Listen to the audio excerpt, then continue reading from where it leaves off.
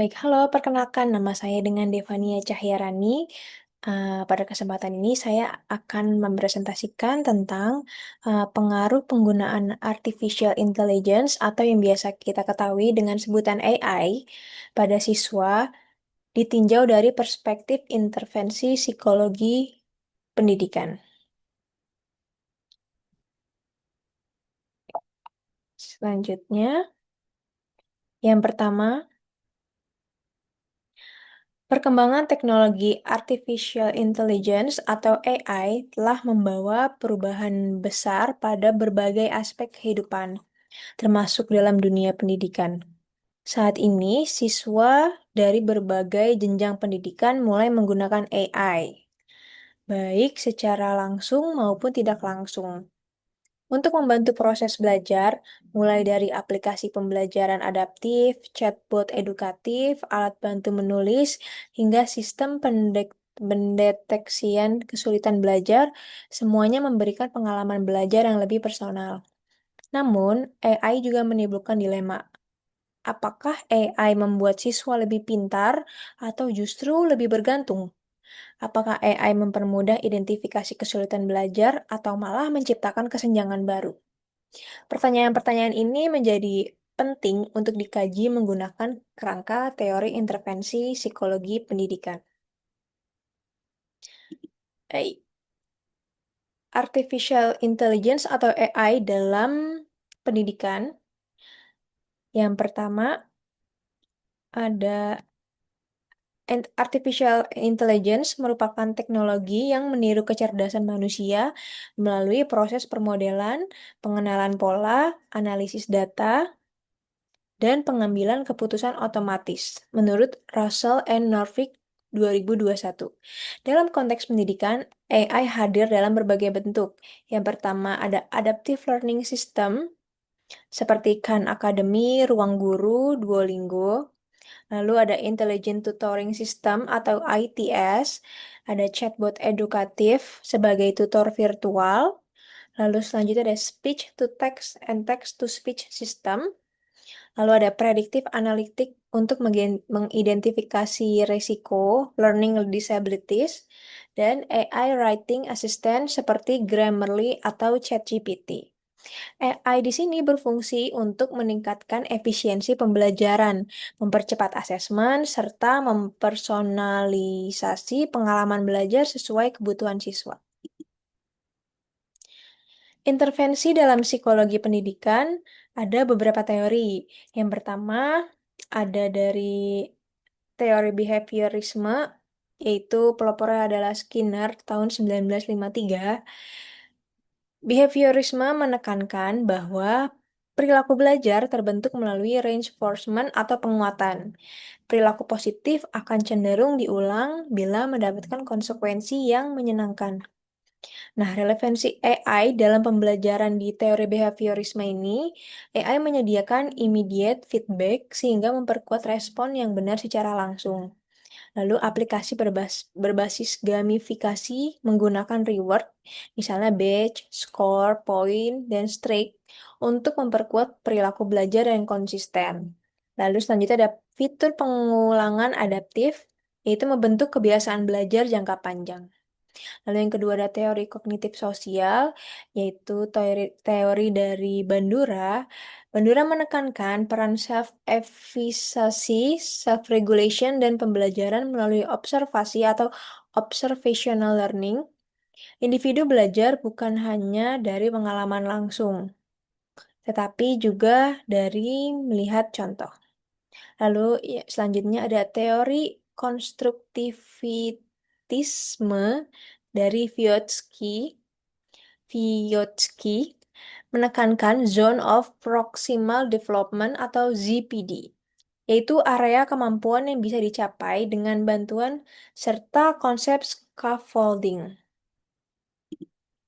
Lalu selanjutnya ada dari Self-Determination Theory atau SDT yang dipelopori oleh Deci dan Ryan tahun 2000. SDT menjelaskan bahwa motivasi belajar bertumpu pada pemenuhan 3 kebutuhan psikologis dasar. Yang pertama ada autonomi, yaitu kemandirian, competence atau rasa mampu, dan relatedness atau keterhubungan sosial. Lalu yang kelima ada Universal Design for Learning atau UDL. UDL menekankan pentingnya akses belajar inklusif bagi seluruh siswa, termasuk siswa dengan hambatan belajar. Nah, si peran AI dalam UDL ini yaitu menyediakan berbagai bentuk representasi informasi seperti audio, visual, dan teks sederhana. Lalu yang kedua itu dia memungkinkan berbagai bentuk ekspresi siswa seperti speech to text, gambar, dan penulisan otomatis. Lalu yang terakhir itu menyesuaikan tingkat keterlibatan berdasarkan preferensi siswa. Jadi relevansi AI dalam UDL ini yaitu membantu siswa dengan disleksia, diskalkulia, ADHD, dan hambatan bahasa maupun kebutuhan belajar berbeda lainnya. Lalu yang keenam ada Cognitive Load Theory dari Sweller tahun 1988. Teori ini menekankan bahwa pembelajaran terjadi efektif ketika beban kognitif tidak melebihi kapasitas memori kerja. Lalu yang terakhir ada Response to Intervention atau RTI. UDL menekankan pentingnya akses belajar inklusif bagi seluruh siswa, termasuk siswa dengan hambatan belajar. Nah, jadi, seperti yang kita tahu biasanya orang itu selalu berpikir, pakai AI itu bikin kita males, jadi bikin kita, eee, tidak mau berpikir untuk lebih jauh lagi. Padahal, di samping sisi negatifnya itu, ada kok sisi positifnya, yaitu pembelajaran yang lebih personal atau personalized learning. Yaitu contohnya, setiap siswa memiliki kebutuhan belajar yang berbeda, yang membutuhkan pendekatan yang disesuaikan. Pemberian soal yang menyesuaikan kemampuan siswa membantu meningkatkan pemahaman konsep serta memperkuat self-efficacy, karena siswa merasakan keberhasilan bertahap yang sesuai dengan levelnya. Nah, itu selanjutnya ada meningkatkan motivasi dan minat belajar. Selanjutnya mendukung pengembangan self-regulated learning.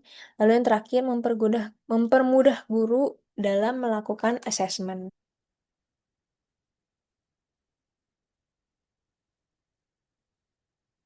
Baik, resiko pengaruh negatif penggunaan AI. Yang pertama itu seseorang siswa itu bisa ketergantungan sama teknologi. Karena menurut mereka kalau pakai AI itu sama dengan solusi yang instan, jadi kemampuan berpikir kritisnya bisa menurun karena ketergantungan gitu sama si AI itu tersebut. Lalu yang kedua, penurunan motivasi intrinsik. Menurut SDT, motivasi intrinsik bisa menurun ketika siswa merasa proses belajar dikendalikan perangkat dan bukan dari kemampuan diri. Yang ketiga, kurangnya interaksi sosial. Penggunaan AI yang berlebihan dapat mengurangi kesempatan siswa membangun sosial competence. Lalu yang terakhir itu bias algoritma. Jika data yang digunakan bias, AI bisa salah dalam mengidentifikasi kesulitan belajar. Jadi, em, itu tadi pengaruh negatif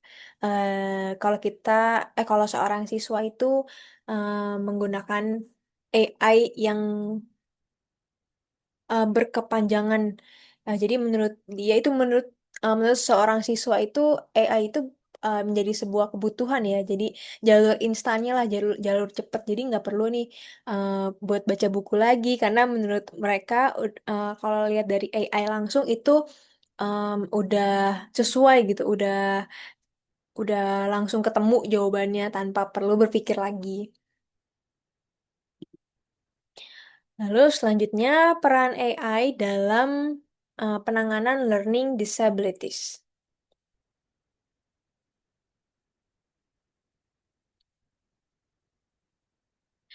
Learning disabilities seperti disleksia, diskalkulia, ADHD, dan gangguan bahasa ini dapat dideteksi lebih cepat melalui sistem AI berbasis analisis data perilaku belajar. Yang pertama, deteksi dini atau early screening. AI dapat mendeteksi pola membaca lambat, kesalahan fonologi, atau kesulitan berhitung lebih cepat dibanding observasi manual.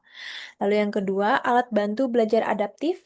Contohnya, AI pembaca teks untuk disleksia, visualisasi interaktif untuk diskus kuliah, lalu yang terakhir sistem pengingat dan pengatur tugas untuk ADHD.